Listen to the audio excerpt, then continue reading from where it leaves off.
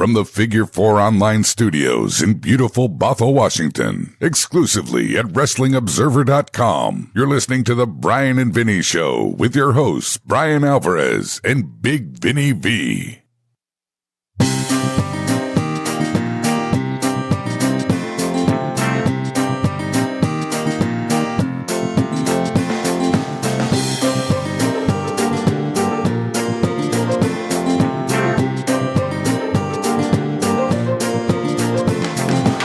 All right, let's get this dang show on the road. It is the Bryan, Vinny, and Craig Show, October 22nd, 2019. Figure4online.com/WrestlingObserver.com. Much to my chagrin, the Rob mic is working this week, so he can now join the program again. Look at him, put the camera on himself. No, I didn't. I know exactly how this gimmick works here. Now it is. Now the camera. That's what I thought. Your mic isn't on yet, dude. I didn't figure that's why I didn't say anything. Okay, so we...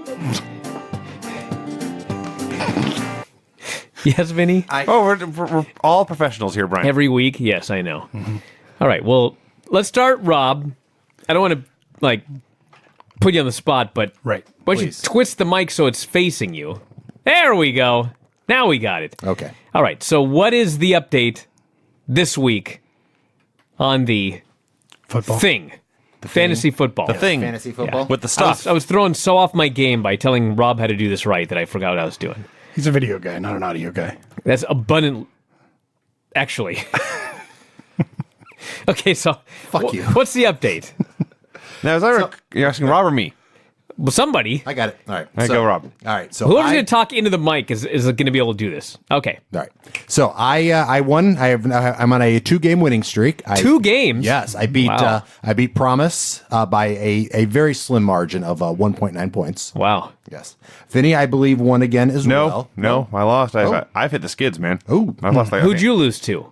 Who is Irish Trojans? That's, Paul Fontaine. yeah.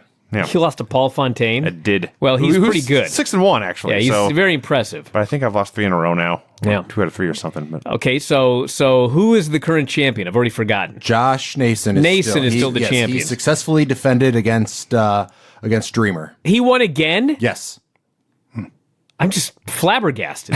Is it possible to cheat? I suppose theoretically, if you could hack Dreamer's account and bench all his players. I don't think that's going to happen. Yeah. So, wow, Nason's won 2 in a row. So, okay, who does Nason face next week? Oh, look at that. Team Verhey. Wow, so this is your chance. This is it. Wow. So you have a chance. You can't lose to Nason, Vince. My quarterback is Matt Ryan, who's hurt. Oh, my God. I may have to It does contact say here, Football Outsiders. has the projected total of Team Dirt Sheets, 90.5. Team Verhey, 119.1. That's the projections? Yes. Taking into account the injured quarterback? Yes. Wow. Let's see how it goes. But And what about you, Rob? Who are you facing? I am facing Sydney Bacabella. Sydney Bacabella. Yes. So are you facing Nason anytime soon? I believe, if I remember correctly, I face him in a couple weeks. So he's got to beat Vinny and probably somebody else in order for you to attempt to get your belt back? That would be correct. And Vinny's got the big shot here. This is your chance, Vinny. it is. Because Nason's on a 2-match win streak. You're on a 2-match losing streak. I believe that is right. So you're the underdog. Yeah, I'm looking Look at my at sports knowledge. trying to look up his schedule right now. Okay. And it's not working the way I wanted it to. Oh, it's the upcoming schedule. That won't work. I had to go back and check his athletes, but I'm pretty sure he's the champion, so clearly he's on a So how win many streak. weeks do we have left? Like 4 weeks? 3 weeks? Let's see. This is week 8, so we go to week 13. Is the 5? Is the last week of the regular season, and then we have I think a 2-week playoff. Wow. You're running out of time, Rob. Well, as it turns out, I just looked and I play Josh Nason in week 11. Week 11. Oh, Yes. he's not holding it till week 11. He's got to win 3 in a row to get you there. better look at some other potential matchups here, because I can't imagine. He'd have to win 5 straight, right, to get to week 11? Yeah, but two down. Sure. But that's not going to happen. It's impossible. Yeah. All right, well, we'll see. Well, Rob, good luck.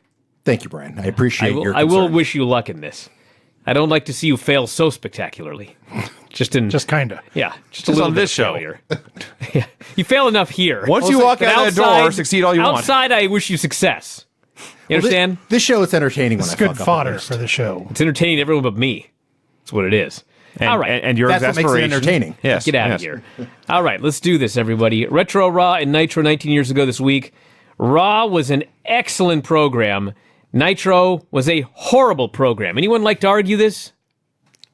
No? You could have said over the past 2 years, No. I mean, sometimes Raw is just there. Yeah. I thought Raw was actually very, very good this week. on the most part, yeah. WWF Monday Night Raw, October 23rd of the year 2000. It's so good I almost want to go second, but I don't want to ruin this. I don't want to change things. You might review Raw twice if I try and switch it around. Great. No. We open with the Yokozuna memorial video. We just watched his debut on Superstars a week or two ago. Here is his Baffling how this happens. an amazing coincidence. And then Yokozuna's cousin, Rikishi, comes out to open the show.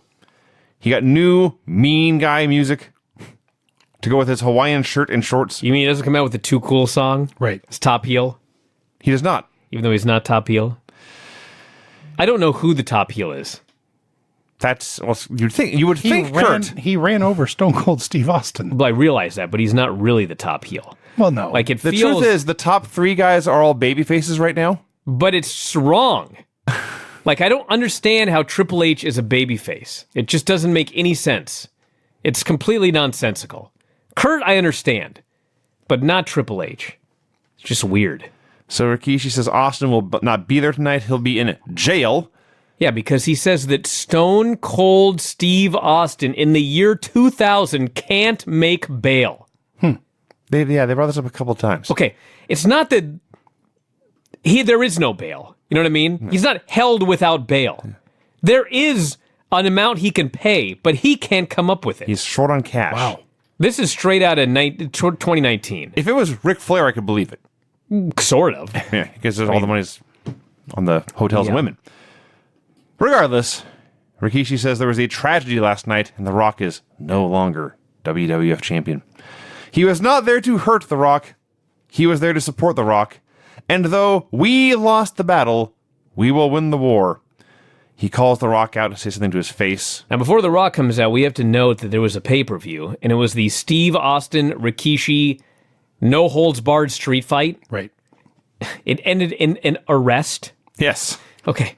Steve Austin did something so hellacious that he has been arrested and bail has been set at a fee that he cannot match. Some obscene dollar amount. I mean, what? It'd have to be like $30 million at this point. So Steve Austin can't get out of jail. Meanwhile, the victim, Rikishi, is here on this show with a Band-Aid on his head. Who, by the way, admitted to running over. Stone Yes, Cold he Steve tried to Austin. kill somebody. No bail, no jail time. This show is really dumb, but I liked it. They mentioned, well, they get into this, but the difference is Steve Austin did not press charges against whoever it was that ran him down. I see. But Rikishi did the ultimate act of villainy in the World Wrestling Federation, which is to press charges. Listen, I'm no lawyer, No. but I have a feeling that if on this show, like I committed a heinous act against you or Rob, and it was like on video for the world to and see, confess to it. but Rob decided not to press charges, I have this feeling that maybe the law could still come after me. You know what I'm saying? I can't say you're wrong. It's just, I don't understand this. So Rikishi apologizes to The Rock. The Rock, to make a long story short, does not accept the apology. Rikishi says Rock is hurting his feelings. Yeah, That were his exact words. you're hurting my feelings. So Rock says more hurtful things. Yes. Rikishi threatens to tell the whole world something. Rock tells him to leave and never wants to see him again. Rikishi says he's going, but he will always be there for The Rock.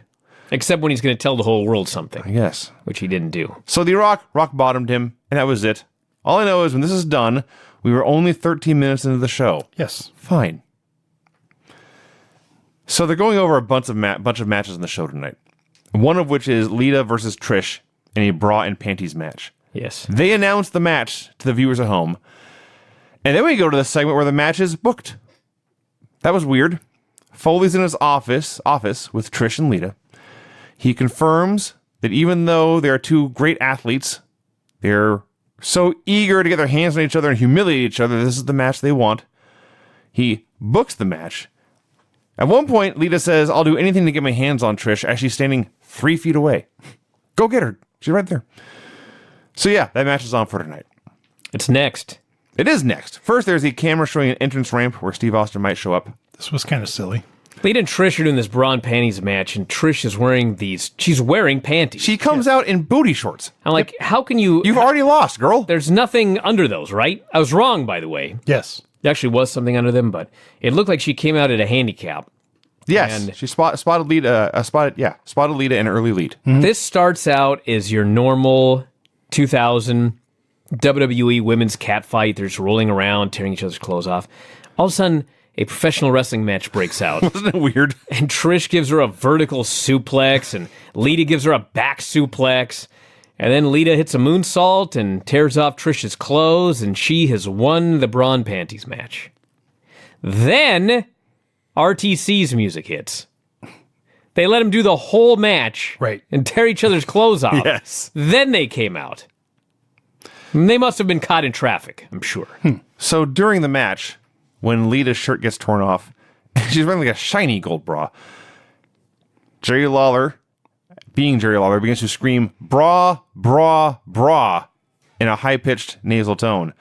And Jim Ross, he's like, "Look, JR, a bra." And Jim Ross says, "Yes, King, I've seen a bra before." So yes, Trish gets stripped down to her tiny, tiny little thong and loses. And there's a convenient silk black robe there for her to throw on and storm out, and then RTC comes out. Steven Richards says the WWF and both of these women and the fans should all be ashamed of themselves. And he introduces the newest member of the Right to Censor, Ivory. Ivory comes out in the best school marm outfit. She's wearing a shirt buttoned all the way up to the collar. It's got a little like almost like a bolo tie. And she's wearing a skirt that goes from her waist to like below her feet. It's incredibly chaste, this woman.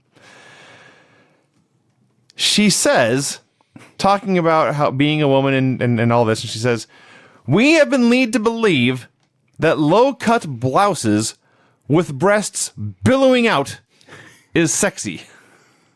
Yes. We've been led to believe that. I laughed.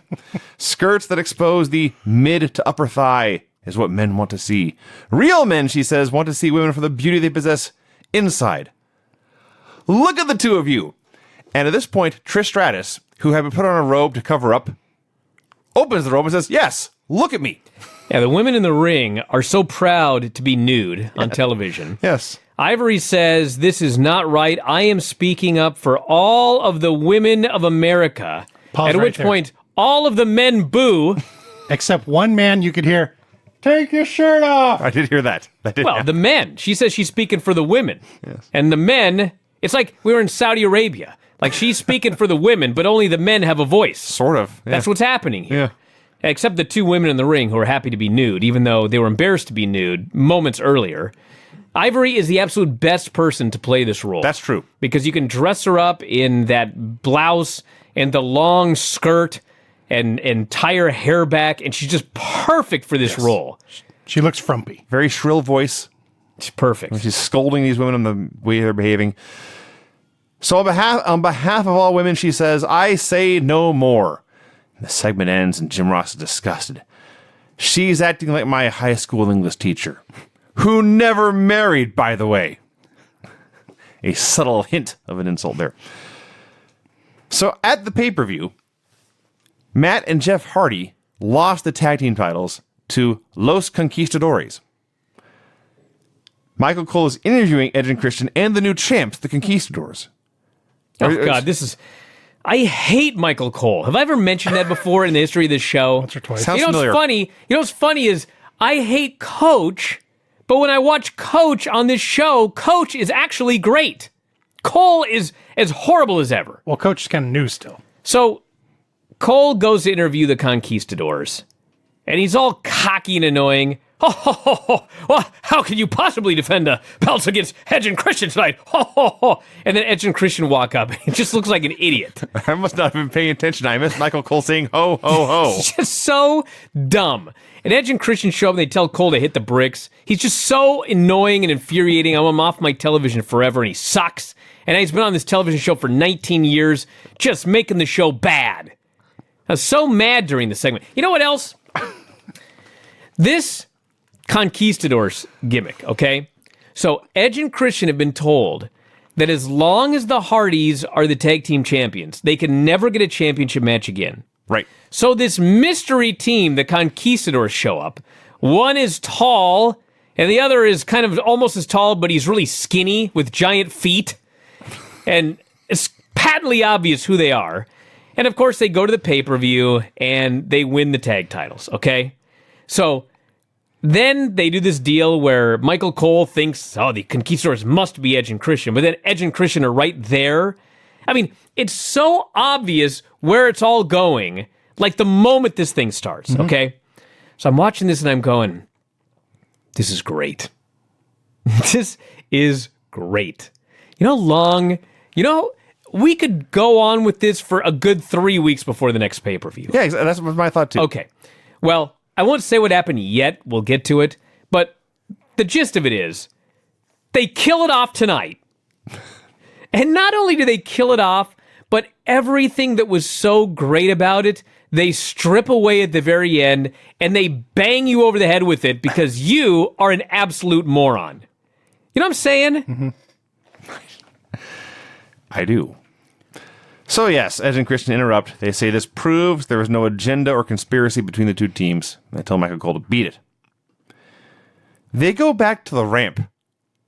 And I guess they didn't have anyone saying, hey, we're filming here. This low-rent, beat-up station wagon drives down the ramp. Like, wait, who's this? Well, it's not Stephanie McMahon and Kurt Angle, I'll tell you this much. And we never did find out who was driving this station wagon. I'm guessing the janitor. I think it was like a wrong turn. Somebody just lost and pulled into the In arena. the parking lot of an arena? into the arena on accident. Okay. Benoit comes out for a promo. See, this right here. So, we are told that last night it was Benoit versus Triple H, okay? We're also told that Triple H won when Stephanie McMahon screwed Chris Benoit to cost him the match. At which point, Chris Benoit comes out and says, well, hard work and dedication mean nothing in this company. Being the best wrestler in the company means absolutely nothing. I'm watching this going, and he's the heel, and Hunter is the babyface. Yes. So I got this right? Yes. Okay. Well, he says all that stuff. Success is not gauged by wrestling ability in this company, he says. Hunter, you got a win last night. You did not beat me. You got help from, as he says, your bitch of a wife. You did not prove me wrong. You pissed me off. I'm going to set an example with your friend, the Road Dogg. Starting tonight, things will be different. Nothing and no one will stop me because my time is now. Do you remember when we first started watching Nitro and Chris Benoit showed up? And I don't know I think it might have been me and Tom. Me and Tom watched all of the Royal Rumbles in order week by week. Yeah.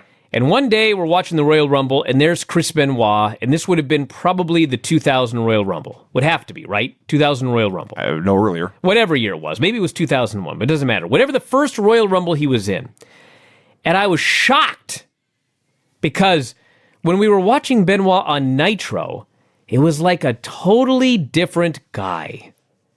And then when I saw him in WWE in 2001 with his short hair and his way more jacked up body and his way more freaky looking face, I was like, dude, I'm actually uncomfortable watching Chris Benoit now. Yep. And I wasn't uncomfortable watching him when he was on those Nitro shows. Because he looked like a different guy, and he never talked, and he had the mullet. Anyway, the point of this is, the closer we get to 2006, the less I think I can watch Chris Benoit. It's already way more uncomfortable than it was when we started watching him on Nitro. That's definitely true. Thank God we're almost done with this Monday Night Wars thing. We can start watching something else. He's talking more. He's creepy. creepy. He's harassing or threatening and menacing women. Yes. All sorts of terrible things. So, they're doing a match. They plugged the WWF cookbook, Can You Take the Heat? My buddy Greg had his kitchen redone, actually the whole house redone, but I want to go see his new house this weekend.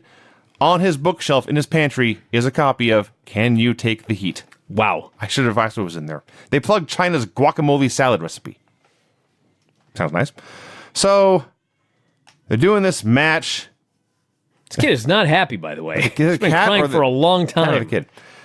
They also say Triple H will be on Regis plugging his recipe from the book, which I can only imagine is the biggest, thickest steak you ever saw. Malenko distracts the Road Dogg. Haven't seen Malenko in weeks. Benoit puts in the crossface. He wins, and Lillian announces the winner as Chris Jericho. God, look at this. You can still buy Can You Take the Heat? The WWF is cooking. $20.95, and it looks like Got no discount. that's weird. that on Only Amazon? one left in stock. Oh, it's some guy that bought it years But ago. there are 76 new and used. You can get as low as $5.17 There you used. go. I'm sure lots of Instant Pot and air fryer recipes in there. Because it's old and dated. I got it. Michael Cole interviews Rikishi. His question for Rikishi is, seriously, God. why are you still here? He literally says, your relationship with The Rock appears to be floundering. Nobody wants you here. Fans don't want you here. Your peers don't want you here. Great interview, Cole. Well, oddly Like- enough, Rikishi could ask Cole the same question. I can't believe Rikishi didn't try and run him over. Rikishi says, family business, I'll be here all night. I'm not sure we ever saw him again. Yeah, we did. Oh, we did? Okay. Twice. So Coach Made quite the impression on me. asks Hunter about beating Benoit last night. Hunter says, yes, he is the best damn technical wrestler I've ever been in the ring with, but I proved him wrong. And then Coach asks, Stephanie came out with you for that match. Later, she was in Kurt Angle's corner and helped him win. And Hunter gets very mad and says, my business with my wife is my business, not yours. Last night, Kurt Angle put Stephanie in harm's way, and she got hurt. Now I'm going to hurt Honestly, Kurt Angle. first the baby and now the cat. Keep going, Vince. What do I got to do to this house? Snuggie, get out of here. I'm far more interested in what's going on out there. Someday you realize he's going to build a little shed in the backyard. No, We'll- he's not. We'll all be out there. He's not building nothing. Well, okay, yeah. He'll pay someone to build a shed. All right, where were we? So he threatens to hurt Kurt Angle, and if Rock puts his hands on his wife, I'll put my hands on the Rock. So we get a clip. They talked about Austin and Rikishi and jail and all this. Here was the first time in the show they actually show what happened. Still photos. Still photos, of course. They still want you to buy the pay-per-view. Of course. Austin shows up in his pickup truck. He backs it down to the ring. He gets in a fight with Rikishi, busts him open with a steel chair, throws him into the bed of the truck, drives him out in the parking lot, sits him down on the ground with his back to a wall, backs up his pickup truck, and then drives forward to kill him. The police officers zoom in out of nowhere to block the path with their car. So Austin hits the cop car twice. We are then told one of the cops went to the hospital. Brian, I'm seeing your point about it not mattering whether Rikishi pressed charges or not. See? What'd I tell you?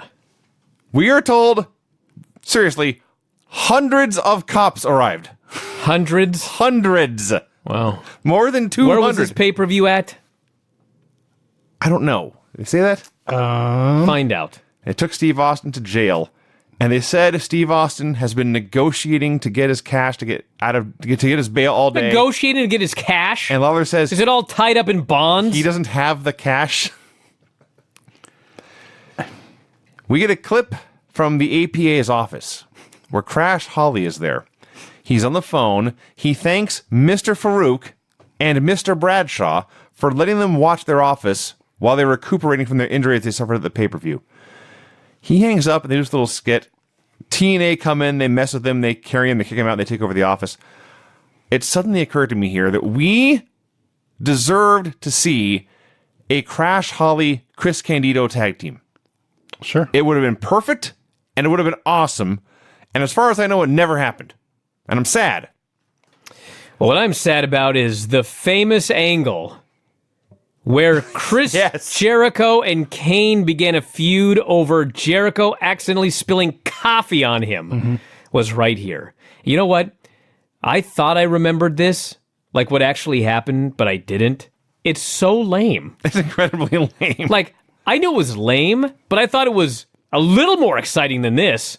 Jericho's doing an interview. He turns around. He accidentally spills coffee on Kane. He says, I hope I didn't burn you. Kane gets mad, and we have like a 9-month feud. That's the whole deal. That's what happened. Speaking of guys who you don't know what side of the fence they're on, Chris Jericho's a babyface mocking a burn victim. Yes. true. That's what happened. He was also hawking his brand new I mean, this CD. burn victim tried to burn everybody else. I must correct you, Craig. He was plugging Fozzie's CD Yes. with their lead singer, Mongoose. Moon Goose McQueen. Moon Yes. Goose, I'm sorry. Jericho's merely a fan of the group at this point. Yeah, that was their first album. Yes. That's right. Yeah. So, yeah, that was that. Regal comes out for a promo. First, he says the most wrestling fans are uncivilized, which is a fact. Well, Then he says, in this state of Connecticut, where you produce more handguns that kill more people than any other state in the Union, and everyone cheers. And then you have to say that is true. Most handguns are produced here. I had no idea that Connecticut was the handgun capital of the U.S. Also, that is an incredibly tasteless line to use for heel heat. All murders, basically, were exploited. in that this was tasteless, but promo. the fans cheered. I told you they were uncivilized. So Jericho interrupts. He calls him Uptight Willie. And then Springfield, Massachusetts, birthplace of the $17 billion a year U.S. firearms industry. well, there you go. And they have among the strictest gun control laws and lowest shooting death rate in the country. It's an irony. It's quite amazing. Quite amazing. So we get William Regal versus Chris Jericho in what I think is a WrestleMania preview.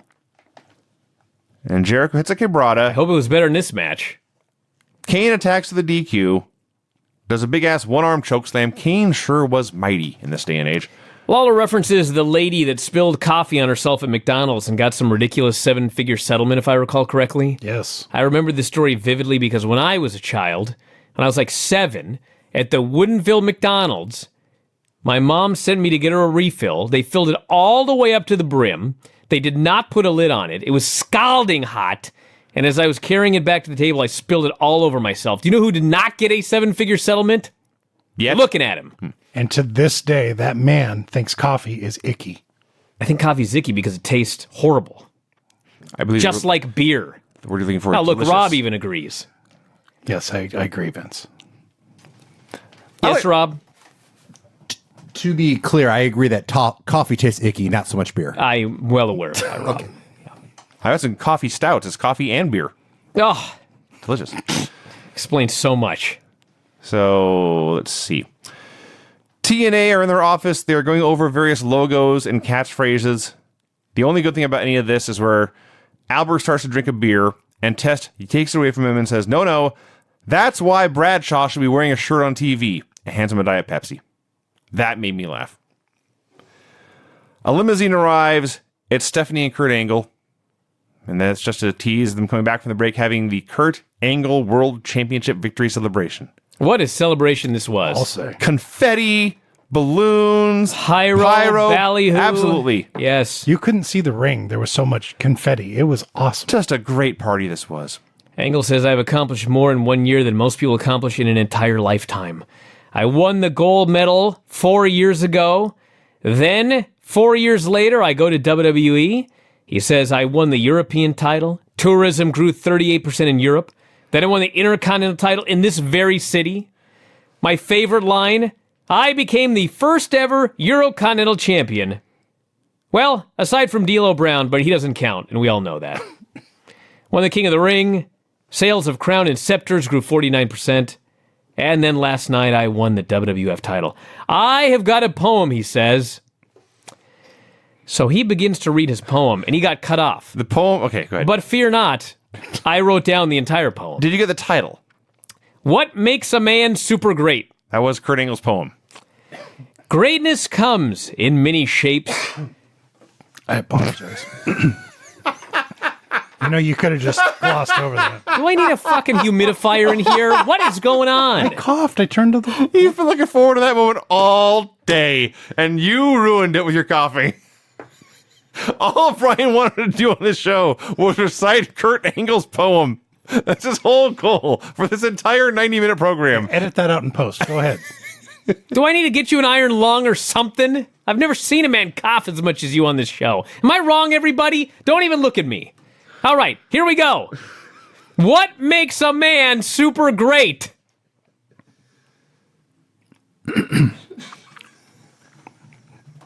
Think I can't solve that problem? I'm muting everyone's mic. Greatness comes in many shapes. Beyond red, white, and blue, it's the addition of the color gold. Yes, indeed, it's true. I am also sad we did not get more. Ruined the moment. Kurt Angle's poem. Foley interrupted. You know what it should have been? Like, just Foley coughing right in the middle of the guy's poem, and then he comes out. That's what it should have been. Sweating profusely. Should have brought the cat in while I was at it to just start meowing right in the middle of my poem. I can't control it, Brian. Just That's happens. why I offered a lung. I offered an iron lung. I'll pay for it. Just like on The Big Lebowski. Arthur Digby Sellers. Yes, Arthur Digby Sellers. You know the best thing about this is my contacts were really dry, and I was they're much better now. All right, anyway, Foley signs a triple threat match. Well, there's more. That's not more. It's longer. See, why don't I have one of those buttons? If I had one of those buttons, you wouldn't hear me. He'd be permanently muted. Where were we? Do you want to talk about this Foley No, thing? who gives a shit? He signed a three-way. You've already ruined my no swearing gimmick here on this show. Ruined. When does that start? It's been going on for weeks, but you know what? Nobody noticed. Which shouldn't surprise me. Where were we? So the match he booked is Angle versus Rock versus Hunter for tonight. Now, as soon as he said this, I knew obviously it's going to be some kind of terrible fuck finish.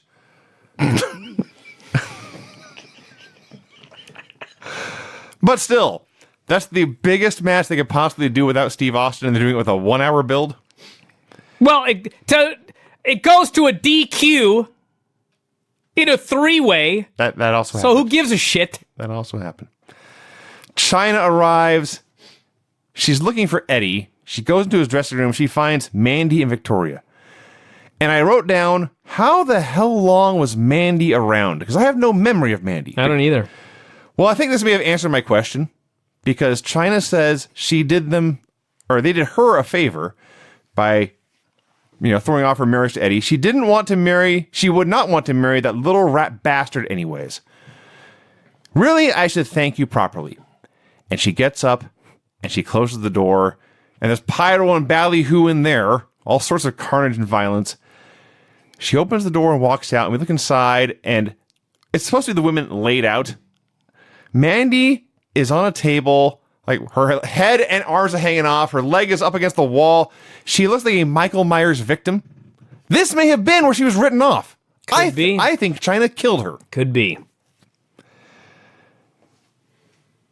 Too Cool versus Taz and Raven. Taz and Raven out there doing an old school professional wrestling tag team match. Yeah. It's ridiculous. Taz did the best suplex in this match. I wept with joy. Twice they prevented the worm from occurring, and then Raven actually DDT'd, and Taz pinned Scotty Too High. Yes. Raven got a win, and he didn't fuck up anything. Well, I mean, the larger issue is they've beaten these two guys like geeks for weeks now, and now we're supposed to care about them. Well, there's that. Taz has been a geek since he walked in the building. So is Raven. It's true. Actually, Taz had one good day. Taz's debut was a good day. That's true. But Yeah. it was all downhill after that. All done after that. Edge and Christian are backstage going over sunglasses for tonight when in walks the biggest, most swole Pete Gas you ever saw. He looked like Rick Steiner. He's just massive. Pete Gas. Yes. So he tells them Foley wants to see them. Christian says, I'm dealing with these sunglasses. Edge, you go handle that. This was just so great. So tell me, without me telling you what happened, if you can figure out what happened here. Pete Gas walks in. Of all people, Pete Gas walks in and tells Edge and Christian that Foley wants to see them. Edge says, don't worry, I'll go talk to him. He leaves. He comes back and says, oh, Foley wasn't there, but his partner is laying in the rubble of a table. And his partner says, oh, I have been powerbombed through this table by the Dudleys. I can't go tonight in this tag team match. And Edge says, don't worry, little buddy. It's just the Conquistadors. I can handle this myself. That's what happened. A fine recap, Brian. Mr. Ass versus Val Venus. Their new entrance. He comes out. Oh, Mr. Ass in China. Yes. And China's by his side. He turns around. He's shaking his backside. China leans forward, takes a glance at his backside, looks at him, gives a knowing nod. Yes. And they stretch to the ring. Yes, Mr. Ass. Your glutes look good. It's ridiculous. They're grown-ups. So Eddie's out there to distract China. They do a 3-minute TV tag match. Steven Richards grabs Mr. Ass's ankle, gets pulled into the ring. There's 2 guys in there, not a DQ. Mr. Ass beats them both up and pins Val with a Faymaster. Thank God China was there to even the odds. So I don't want to complain about the network or anything like that, but every time I fast forward, first it was Apple TV. This week I was like, I'll just watch on the iPad. Same problem. You skip forward and there's no sound. Yep. So I skip forward past whatever, and there's no sound. And I'm just like, screw you. I'm going to watch it without sound. So I'm watching this match without sound. I'm pretty sure I'm missing nothing. And suddenly, the sound comes back. But now it's 10 seconds behind. Oh, excellent. It's not even matched up yet. Now I have to rewind and then fast forward to get it synced back up again. There's 1.5 million people paying $10 a month for this network. Can we get this thing fixed? It's been a long time now. I've been trying to be very patient and nice about this, but I'm getting irritated. Are the WWE 2K guys working on the network? It might be. It might be. Stephanie's backstage with Hunter. I don't know if this makes Hunter a good guy or a bad guy. It makes him very entertaining. He doesn't care about Stephanie or whose corner she's going to be in. But as she is explaining her dilemma with Hunter facing her tonight, she calls Kurt the champ. And Hunter stops her and cuts her off. Don't call him the champ. I laughed. All she wants is for her husband to say, I want you in my corner, and he won't do it. Professionally, he says, he does not want her in his corner. He is only concerned with her safety. Not only that, he goes, dude, every week we have this same talk. Which is true. I don't want you out there. Edge comes out by himself. He explains that due to a cowardly attack by the Dudleys, he must face the Conquistadors alone. Okay, so let me take over, because it's my favorite thing on the show. At the beginning, not at the end. So by the way, am I the only one that... Boy, that child's angry. Am I the only one that presumes that the Dudleys didn't actually attack Christian, and this whole thing is just a ploy? No, they're conveniently not there. Yeah. So they're Yes. being used as the... Okay, so this whole thing is like they're being framed. Yes, it's a very elaborate plan that Edge and Christian have. They've been put this in motion for months. So Edge comes out and he looks across the ring and he has a very confused look on his face. This is not Patrick and Clarence or whatever their gimmick names were. So they lock up and the Conquistador starts overselling everything, taking these wacky bumps. And now Edge is like, yeah, I found some weight or something in catering. Now he's fine with it. So then one of the Conquistadors tries to small package him, and he kicks out, and now he's mad. So he starts beating up this guy. And then, of course, the Conquistadors start making their comeback, and they start doing every Hardy spot that there is. And, of course, the girls start to scream, the fans start to cheer, the Conquistador goes up top, it's a perfect senton, gets the pin. I'm like, this is so great. It's just awesome. Then it's WWE. And as the Conquistadors are leaving, just in case you're a total moron, they take off their hoods. It's the Hardys. So did you think Matt and Jeff were going to wear masks for months? No, but there's so much you could have done with this. They take off their masks, Foley then comes out, and just in case you're a moron, he's got hidden footage of Edge and Christian and the two hired Conquistadors. Rick and Sparky. Rick and Sparky. Maybe it was Bob Holly. Hadn't thought of that. But anyway, Just in case you're a moron, they got to explain that part to you. And then, of course, Foley says, well, the bad news is you defied my mandate when you won the tag titles last night. I'm going to allow that match last night to stand. You guys won the tag team titles, but I'm ruling that tonight this match stood as well. So the Hardys are the tag team champions. And just like that, it's over. It's done. It's done. Yes. Finished. I had the same thought you did. This could have been dragged out till at least the next pay-per-view. You have Edge and Christian under these masks, defending the titles every week, and trying to win, of course, but have them win when another team runs in and attacks the Dudleys or whatever. They keep getting lucky to win until they have the big match at the pay-per-view of the Conquistadors versus Edge and Christian. Then you do all this stuff. And then you can probably drag out, well, I guess that would have been this match. But all I know is what they did was so good, and there was so much more they could have done. Yeah. But they had to just kill it and explain everything to you because you're a moron. I did like that the Conquistadors are introduced as hailing from Latin America. Sure. Somewhere like within that Granny was talking about- 7.7 million square miles. Granny talking about the hotel in Canada. Canada. I stayed at the hotel in Canada. That's what this was. That's probably where the Conquistadors work. Rikishi tells Michael Cole, go tell The Rock I'm going to help him win the title. So you know how they always show clips from WWF New York, and they show a superstar there to show you, the fans, that if you go to WWF New York, you may see a big star? It's Low Down having dinner with Tiger Ali Singh. Whew. They must have been waiting for the stars to show up. Got to book a flight right now. So we get Triple H versus The Rock versus Kurt Angle. Here's what they do. A very good match. Eventually. First, I think Hunter came out first. Doesn't matter. Hunter come out and Rock comes out. They get the whole entrance, the whole song, light show, everything. This takes like 6 or 7 minutes. They play Angle's whole song all the way through. He does not come out. They play Angle's whole song again. He does not come out. They cut backstage where Stephanie is there with Kurt saying, you're the champion. Make him wait. Kurt says, good idea. And they go to commercial. That was diabolical on the part of the World Wrestling Federation. So yes, we had a match. It's awesome. Mm-hmm. It's a great TV main event. Because Rock and Hunter still hate each other. They just hate Kurt a little bit more. They do the spot where Kurt's outside and they have a contest to see who can ram Kurt's head into the table the hardest. But then Kurt gets laid out by the ring bell. Angle swings the ring bell, Rock ducks, Hunter eats it, and he's down. So Hunter's down. Earl Hebner, the referee, and Stephanie are there attending to him.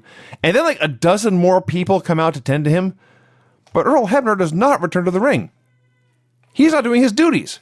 He's a referee. He's not an EMT. Hunter's being taken care of. Go do your job. So he's missing all sorts of pins in the ring.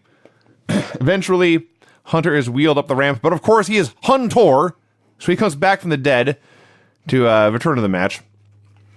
When he gets down to the ringside, or he gets back in the ring, he starts beating up Angle, hits him with a pedigree, he makes a cover, The Rock pulls Hunter out of the ring, and The Rock gets booed. I was stunned. So they're doing this match, keeps going, and then Angle gets the belt, and after he is, Angle was, in fact, barely a year into this business and still learning on the job, so he had to be told many times to get the belt, and then hit Hunter with the belt, and then get the belt again and hit Rock with it as well. Eventually he did. It was a DQ. I knew it was going to be a fuck finish, and it was even more lame than I thought it would be. I thought Rikishi lurched down and hit Kurt for the DQ. I thought that's what it was. Another dude hit the ring. That happened as well. After Kurt laid them out. One way or the other. How do you do a DQ in a 3-way? Like this. Just ridiculous. And then Austin came out. They hit his music. The place goes absolutely, absolutely crazy. Made bail. He comes down. He beats everybody up. Stunners all over the place. Rikishi escapes. I hate Austin's new music, but this was a great moment. And overall, I thought this was a very good show. Mm-hmm. Austin's music is growing on me. Disagree with you there. But yes, my favorite part of this is that Angle, the match is over. He's making his way up the ramp. Austin's music hits and Angle turns around. Austin comes stampeding down the ramp, clotheslines Angle, doesn't even slow down, just gets his hands on Rikishi. So yes, Ryan, I agree. It was a very good episode of Raw that wrapped up a lot of storylines and also built new ones. That's a good show. All right, here we go.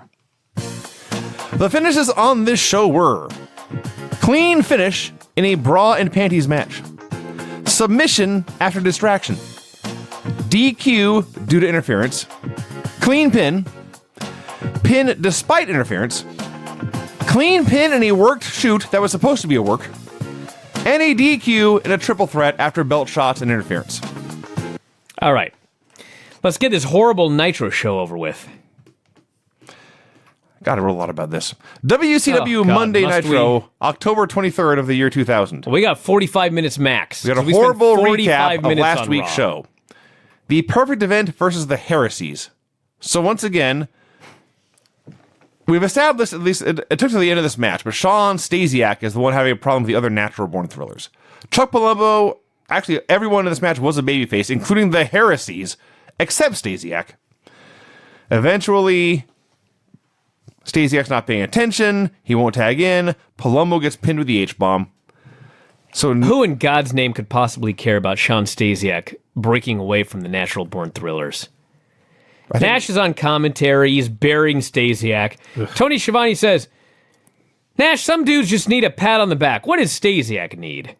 Kevin Nash says, 9mm to the temple. What? A lot of gun references this week. And they argue the whole time, and Nash is aghast, and they can't get along. And I was somewhat surprised that Nash allowed himself to be put in a storyline that made him look like such an incompetent geek. Then I realized he probably doesn't care. That's the key. Did you notice Nash's shirt? Hey, yo, it's a Scott Hall shirt he's wearing here. Yeah, we'll it's got get to that later. It's got a little olive in it, and it says "Last Call Hall" on the back. So It's a shirt they actually had. yeah, Yeah. they made money off of Scott Hall going to His actual rehab. alcoholism. Yes, that's classic. All this happened. So Nash goes back to the commentary desk. He promises that Stasiak will learn tough love from the coach, and it's nothing you'll see on Vivid Video. Well, thank God. Good. That's nothing I want to see. All right, I wrote down all of Pamela Paulshock's questions on the Okay. show. God. It won't take long.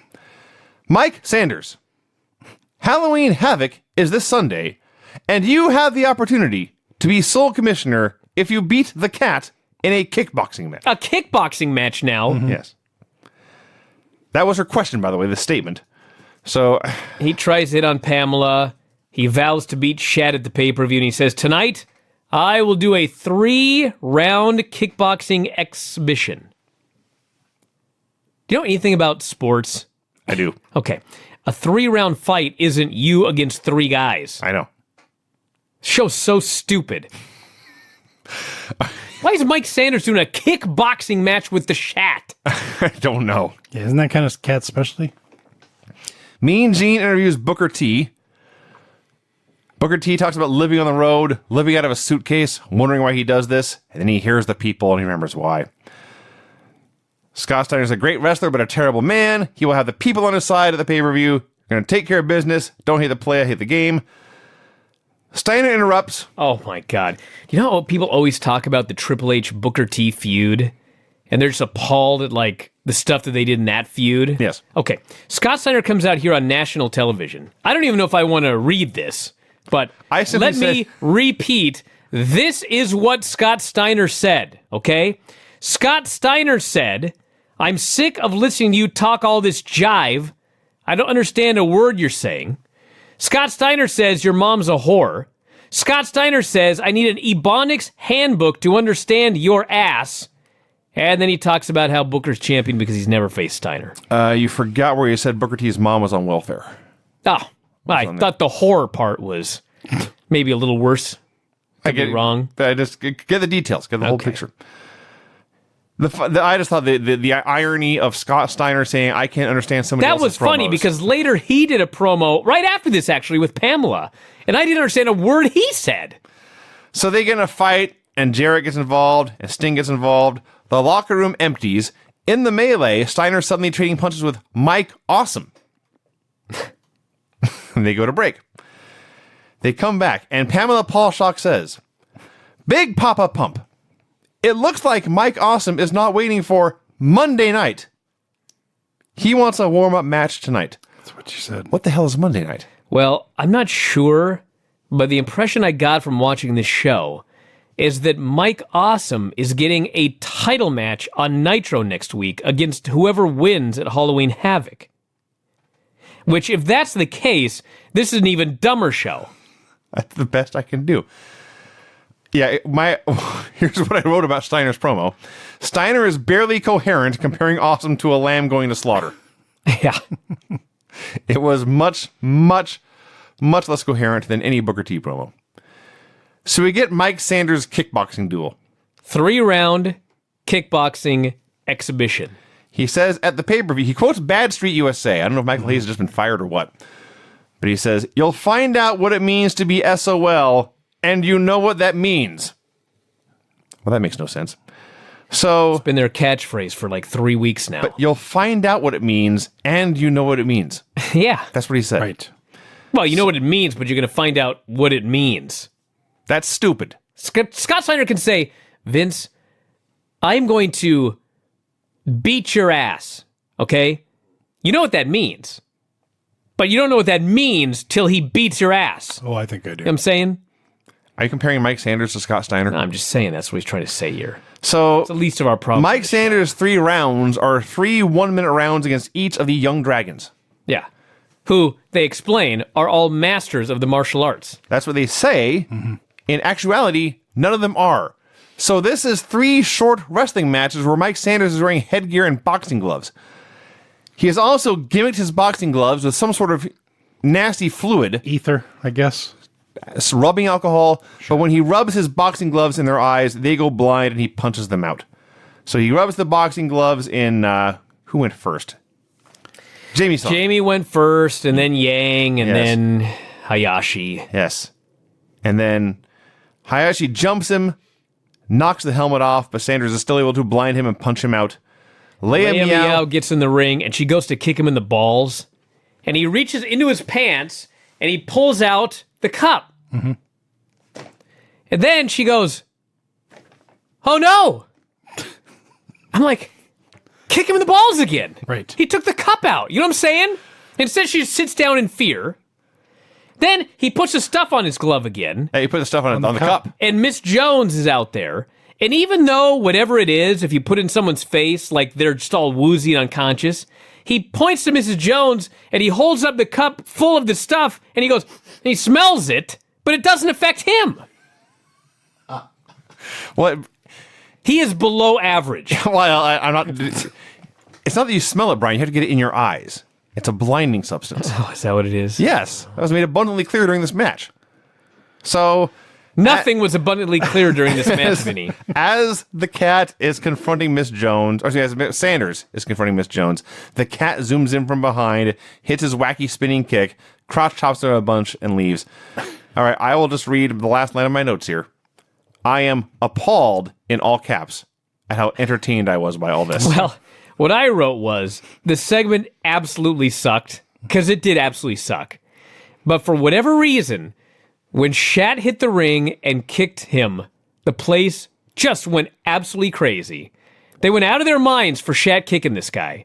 And so it was like, hell do I know? I wrote a total worked. waste of time. It All right, got over. 3 very just wildly different opinions. Chronic comes out for a promo. And they say they were hired. And when they say that, I presume they mean by the Natural Born Thrillers to face Goldberg or whatever. But Sure. they are the most unstoppable force in WCW. And they knew Goldberg's ego would not let him refuse a match even against Chronic. But now this has gotten real personal. Goldberg can take his winning streak in his career and stick it. Can't believe how much you wrote about this. It's a Chronic promo. An does- argument broke out and then a match. This does keep Against going for 3 a long Count. time. So they announced that 3 Count hired them to protect them for tonight. 3 Count says, because we hired these guys to protect us, we'll get to perform a whole album, to which Brian Clark clarifies how many songs he's going to do. And when they say we're going to do them all, Clark says, you didn't pay us that much money, and the match starts. Chronic versus 3 Count. Brian Clark did the best meltdown of all time to Shannon Moore in this match. It was 20 seconds. They pinned Shane with the high times. Kevin Nash, Oh, God. what did you mean by Sean Stasiak and tough love? Kevin Nash goes, Stasiak's going to get a second chance, a test. He says, it's real simple. And as soon as he said that, I just knew. These are famous last words. So this is Nash's plan, which is so simple, okay? He says, either Stasiak gets his head in the game, or he'll leave without it. What's going on? It's so simple, I don't even know what's going on now. Then he starts talking about Scott Hall. I was like, go away. Hall has received his walking papers. He says, the outsider gimmick isn't a work. It's on. The outsiders will write again. I'm like, you're being paid. They're paying this guy so much money to just make a mockery of all of this. Yes. Yeah, he was so annoying on this show. My favorite was when he quoted a line from Last Temptation of Christ, but he quoted Willem Dafoe instead of whichever biblical character it was. Right. MIA comes out. Oh, God. So This. Okay. they're mocking Team Canada, okay? Are they? This is straight out of WWE with Yes. terribly unfunny comedy. This is the so much- announcers have to fake laugh at This it. is so much more unfunny than anything. And WWE. then, in the highlight of the night, huge erection says, we just took your dignity. Yeah. False. Huge erection said, we took your dignity After with being this skit. out here for 10 minutes, getting not a single laugh the entire time. Painful. We took, like, Painful. that honestly took balls by Huge Erection to Yes. say with a straight face. That's the point. His name is Huge Erection. Corporal Cajun was dressed up as a moose, had a giant rack, so I'm guessing he was supposed to be Major Guns. He at one point pointed out there's no one for him to imitate, so he was a random Canadian moose. The moose has a rack, and so does Major Guns. Yes, correct. She has large breasts. So Pam is with Mike Awesome. Would you like to read her question? I sure would. Mike, awesome. Whatever you did earlier to Scott Steiner really ticked him off. And now he wants you in a match tonight. Okay, so then Awesome does this bizarre promo. I'll say. This is where I'm pretty sure he said he gets a title shot next Monday. I'm almost positive. He admits that he took Pam on the love bus. She's appalled that he made this public, even though we've seen like at least 3 different segments where he was dragging her into the love bus. Now she's appalled that it's public. That was a segment. The Natural Born Thrillers come out. Nash is doing this promo About Scott Hall. all about Scott Hall. Crowd's chanting Hall's name. Mark Madden says, guy gets a pop that big, he should be here. And Stevie Ray says, Madden. Kevin Nash says, Hall and I, arguably, the greatest tag team of all time. That was funny. I'll argue that. Every one of the announcers had to say, it's tough to argue that one. He's right. They're the best tag team. I'm like, dude, come on. The best tag team of all time. Even if this was real. So, I believe his point was, to be a team, you must be a team. And Stasiak is not part of the team. what he said was, And so he's going to go it alone tonight. Hall and I showed what a team was. Shoot and work. Get out of here, you idiot. So yes, if you don't want to be part of this, you can do it alone. And as he said, that Goldberg's music hits. So apparently Nash and Goldberg are in cahoots. I guess. Here we go with the cahoots again. He kills Stasiak. They say he's 12-0. And earlier, I believe that Nash said if Stasiak didn't deliver, he was going to be beheaded. He would That take did his not head. happen. Man, that's not thunder. It's true. Goldberg promises in 6 days he will drive both of Kronik's asses into the mat. It always took 2 of you to take out one of me, but at Havoc, you're both next. The Boogie Knights cut a promo. Okay. Disco gets in the ring, okay? He has an announcement. We are going to get to the bottom of this, he says. We are going to find out who let the dogs out and where they are at. It is as silent in the building as it is here in this room when he says this line. And it was one of those things that was so painfully cringe that it was funny. Yes. I get it. It's like, I've never... listen, I've been watching wrestling for a long time, and I just watched that MIA skit. I don't think I've ever seen something fall flatter than this joke by the Disco Inferno. And he just barreled on. You know what I'm saying? It may not have been the first time one of his jokes fell flat. I was impressed. You keep going until it gets funny again. It was so ballsy to try this, number one. In New Zealand, right? Weren't they in Australia? No, they're Where back. were they? They're back. Oh, they're back? They're in Arkansas. Okay, I saw koalas at the beginning of the show. I guess it was a recap from last week. Yes. But Jiminy Christmas. So there's a 3-way tag match at the pay-per-view. So they did a 3-way here with one guy from each team. Alex Wright versus Billy Kidman versus Mark Jindrak. It went 2 minutes. A big giant 6-way brawl breaks out, and Kidman pins Wright with the Kid Crusher, which is the kill switch. Yeah. And then the brawl breaks out, and the Filthy Animals clean house, and that was that. Literally. I'm not making this up. Kidman pins Alex Wright, and Mark Madden says, none of this means anything. Thanks, Mark. That's what he told me. Well, he's right. I mean, he is right, but don't tell me that. That makes me want to turn the channel. It does make this all seem like a waste of time. Crowbar. Now that you're Mike Awesome's tag team partner, the fans want to know, how's that working out for you? Which is like the closest thing she's gotten to an actual question yet. Crowbar says, I'm just over here polishing my staff.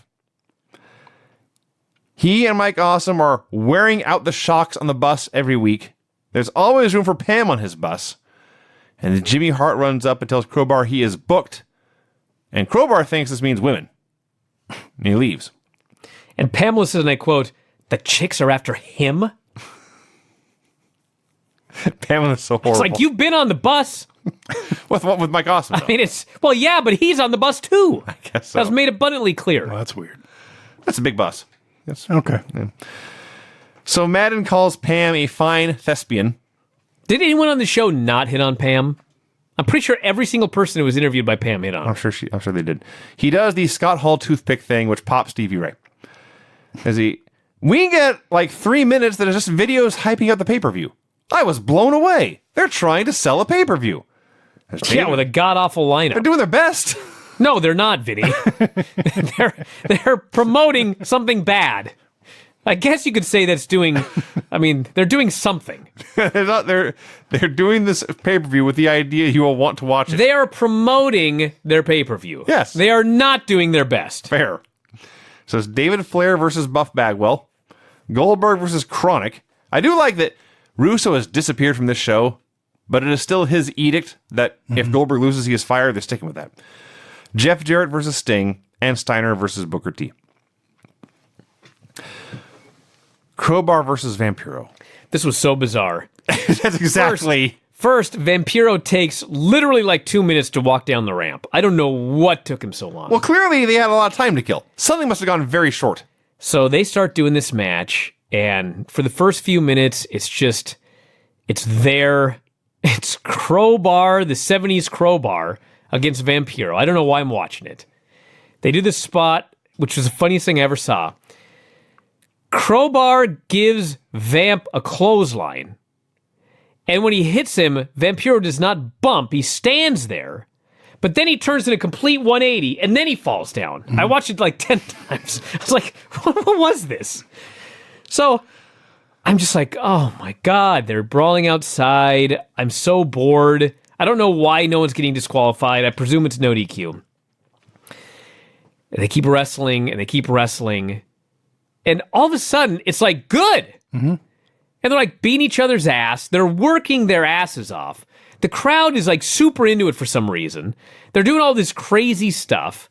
And finally, at the end, Vampiro gives him this big choke slam off the DJ Rand's thing through a table. The place just goes absolutely out of their mind. The referee stops the match. Tony Schiavone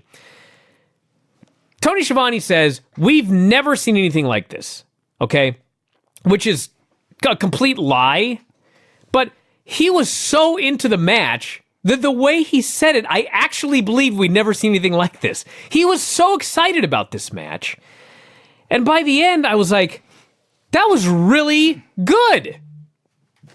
Am I wrong? No, it was good. It certainly was a spectacle, and there's no doubt they beat the hell out of each other. These men suffered damage in this match. There's no doubt The thing about you it. have to think about, Vinny, is this was the year 2000, okay?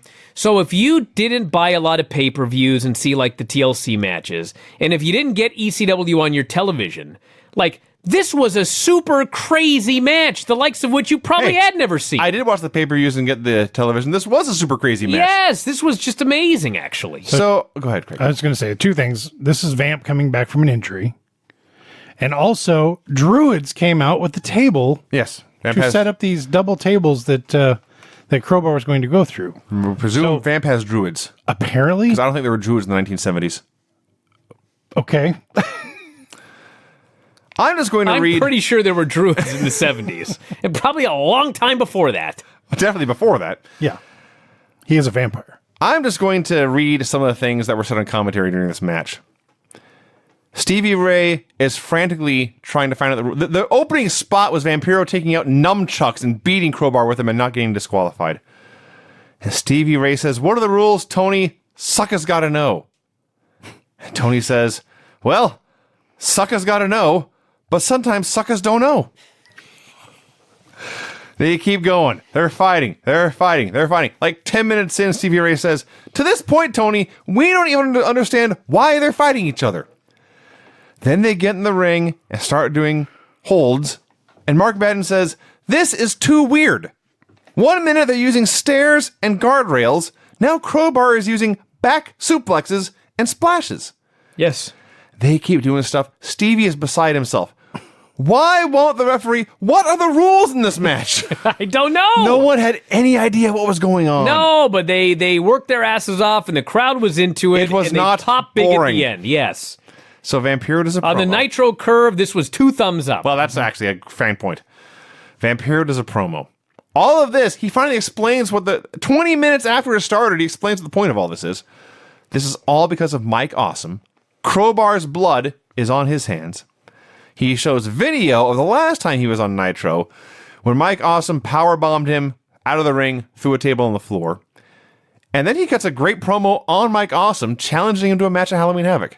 Yeah. And then he says, after all that, he goes, "Be there or be square." I missed that part. Hey, What? I thought it was a good promo. I thought it was the best segment on the show. It was the only thing that felt like it wasn't a waste of my time. I liked it. It was good. Speaking of waste of time, Yes. Conan comes out and does every Conan promo you ever heard. Shane Douglas comes out with his arm in a sling.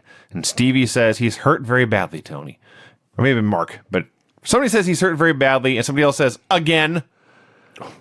Madden says Shane has broken every bone in his arm and had them surgically removed. Mm-hmm. That sounds serious. So Shane and his one arm and Conan cut a promo back and forth on each other forever. I could have sworn that Conan didn't believe he was hurt, and then finally, after daring him to fight, he admits, "I talked to the trainer, and I know you're hurt." Yes. And so he was gonna let Shane not wrestle. But then Shane tries to attack him with his cast. Yes. And so they have a match. For a while. Did you mention where Conan offered to give Tori a facial? I did not mention that. Happened. I was in there. And this was a shoot, brother, because Shane kept calling Carlos. Conan Carlos. Let's get serious, Carlos. Everything about this sucked. Man. So it's one-armed Shane Douglas versus Conan in the year 2000. Oh, by the way, even though they're doing this match, apparently they're still doing the match at Halloween Havoc, so the broken arm is going to heal in 6 days. The match is not very good, of course. No. Conan locks the arm in a cast, in a wacky lucha submission, and Shane Douglas, the foul-mouthed bastard, he won't quit. He's too proud and too brave and a hero. He's just crying out Tori's name. Eventually, he gets a chain somehow, hits Conan a couple times, hits a franchiser. "Well, this was awful," I wrote, as Shane won. And then, because it's not enough, Tigress goes after Tori. This was a horrible segment. I'll say. And boy, Conan facing a guy with one arm gets beat. Yeah. What a geek. Yeah. What a geek. Right before the main event, Tony Schiavone, who of course had spent time in the World Wrestling Federation, notes the passing of Yokozuna and best wishes to the family. So our TV main event is Mike Awesome versus Scott Steiner. And at some point, somewhere, Scott Steiner got an idea. You know what would be cool, he says to himself. What if I came down the ramp on a totally random Nitro with a goddamn tiger? So the Scott Steiner and Medeja and a couple of tiger handlers and a fucking tiger. Cool. And the tiger comes out and the tiger sees all those people and all these lights. Tiger says, fuck this. And the tiger tries to get backstage. And Scott Steiner and the tiger handlers are trying to power him back on. I know Cody got some heat recently for bringing a dog out with a bunch of pyro. There was a tiger in the aisleway, and there was pyro going off. My wife and I just watched a special on Siegfried and Roy. Oh my! And all I could think was, these are all so lucky that this tiger didn't maul anybody. Can you imagine if he went on a rampage and just jumped in amongst the fans? Dude, this is Nitro. Anything could happen. Absolutely. There's no limit. Until that tiger was full. That's when it would have stopped. So, thank God they were able to maintain the tiger's composure, get it down just to the end of the ramp, and then get the hell backstage, back into his cage. Steiner, now he must cut a promo. He's going to beat Booker Havoc. So, for the most part, Steiner and Austin had a fun little TV match. I guess there are just no rules in WCW anymore, because Medeja just gets in the ring and starts kicking Austin right in front of the ref. She grabs his boot at one point. She not only kicked him, she kicked him over the top rope. Yes. Yeah. What? So, Awesome is going for the running powerbomb out of the corner. Medeja grabs his foot. This distracts both Awesome and the ref. Steiner hits a pipe shot, hits the avalanche angle slam, and Awesome does kick out of that, but then he puts him in the Steiner recliner, and Awesome is done, and the show abruptly goes off the air. Okay, so I'm still not sure if Mike Awesome is getting a championship match next Monday. Don't know. I don't care enough to check. That's like the key. But if that's the case, boy, can you imagine? Mike Awesome's getting a title shot next Monday. Let's beat him the prior Monday via submission. Of course. This show is horrible. It's like a different kind of horrible from the Russo shows. It's a much more tolerable level of horribleness. It's more tolerable, but it's still horrible. It's like we went from really horrible and nonsensical and stupid to just horrible and nonsensical and stupid. But not really. You know what I mean? I do not get angry at these shows. I say, well, whatever. I shut down my computer and move on with my life. I just get bored. Yeah, I was always miserable in the Russo shows. Well, let's do this finishes report. And get out of here. The finishes on this show were clean pin when a guy walks out in his partner. 3 knockouts with use of a foreign substance in a kickboxing exhibition. Clean pin in a 2-on-3 handicap match. Clean pin. Clean pin in a 3-way. Ref stoppage after chairs and stairs and guardrails and tables were used in what I guess was a false count anywhere street fight where you can still win by TKO. Pin after a one-armed man hit a guy with a chain a few times. And in the main event, submission after pipe shot. Well, there you go, everybody. That's Retro Raw and Nitro from 19 years ago this week. You know, now that NXT and AEW are on Wednesdays, the shows are even harder to watch. You're not wrong. Oh my God! I get to watch great wrestling on 2 different programs tomorrow, and then I got to watch terrible SmackDown, which is just so boring. Raw is there, and then Nitro. It's a horrible, horrible triple whammy. But tomorrow's AEW and NXT, which will be good, hopefully. And Vinny and I will recap those on